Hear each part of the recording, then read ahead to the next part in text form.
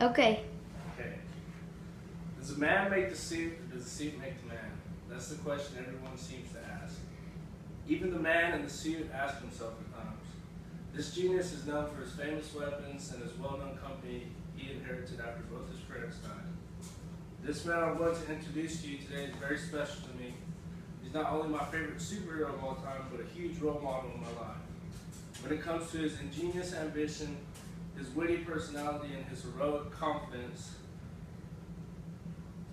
not very many people have the courage to step in the face of danger and save humanity. Well, this guy does, and he's doing all this as he faces the adversity of his health slowly declining. The man is Albert Einstein of his generation. When it comes to his magnificent creations and his substantial engineering skill, the man really is unstoppable. However, I believe that attitude is everything. If you want to do something good for the world, then you must have a good attitude. This man has an awesome attitude. Although it tends to get him in trouble at times, he always finds a way to overcome whatever is thrown his way. While in Afghanistan demonstrating a new missile, his military convoy was ambushed and he was injured during the attack. He sustained large amounts of shrapnel in his chest. He was held captive there for 3 months when another captive, also a famous scientist, was put there to save him. The scientist did so by creating a device that kept shrapnel from getting to his heart. They called the device the arc reactor. This is the only thing keeping him alive. However, the captor did not care about his health. They forced him to make a missile using their technology, but instead the genius used their technology to create the beginning of something that could change the whole world. He used the suit that he created to escape from captors and return to his lab where he would perfect his creation. As the CEO of his parents' company, the first move he made when he got back to America was have a press conference where he states that the company would no longer be making weapons. This made a lot of people angry. At the board of his company, he tried to take over the ownership. Yet he was not worried because he knew that he would still be in control. So he begins to play with his new creation.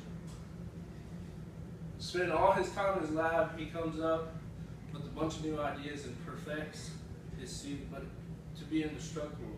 His attitude starts to show when he tested the limit of his new suit and almost killed himself. Although he was warned that he was entering a dangerous atmosphere, he still does it as if he is invincible. This man does not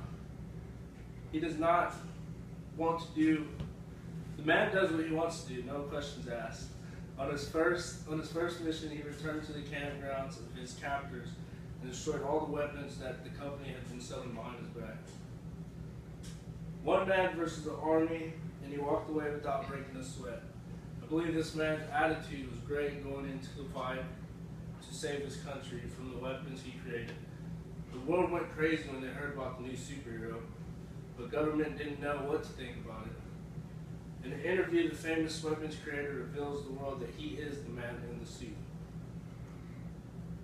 Giving up his identity symbolizes he's not scared of the world knowing who he is. However, like every good attitude, there's always a bad. He's a little cocky about it at times, and the attitude gets him into some trouble. But he seems to always get himself out of it. He may come out of a fight with some scratches and be sore for the next couple days, but there's something special about his dedication to his suits and protecting his country. In conclusion, this man is just plain genius, and an astonishing inventor when the attitude of a superhero. He didn't just change the world by creating the latest technology, but his whole lifestyle has changed. Now, mankind doesn't have to be scared of someone taking over their world, because this man has brought together a group of people that have the same heroic attitude as him, who when teamed up are nearly invincible. Now, to answer our question, does a man make the suit or does the suit make the man? I think it's pretty easy to answer this now. The man definitely makes the suit. It takes courage and a lot of heart, or in his case, an arc reactor, to step into the shoes of a suit that can be used to face any enemy that comes its way. He's a modern day knight with the newest technology. Now please put your hands together and welcome the genius behind it all, Mr. Tony Stark.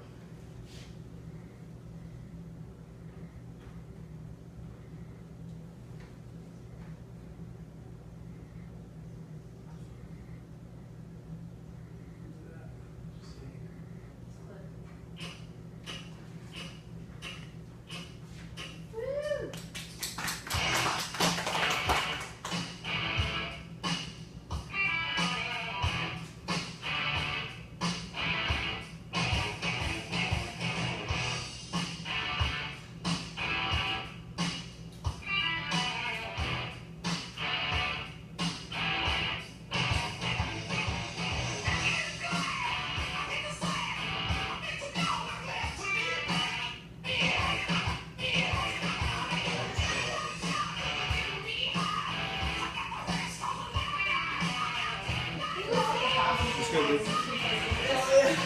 Hopefully you can't watch.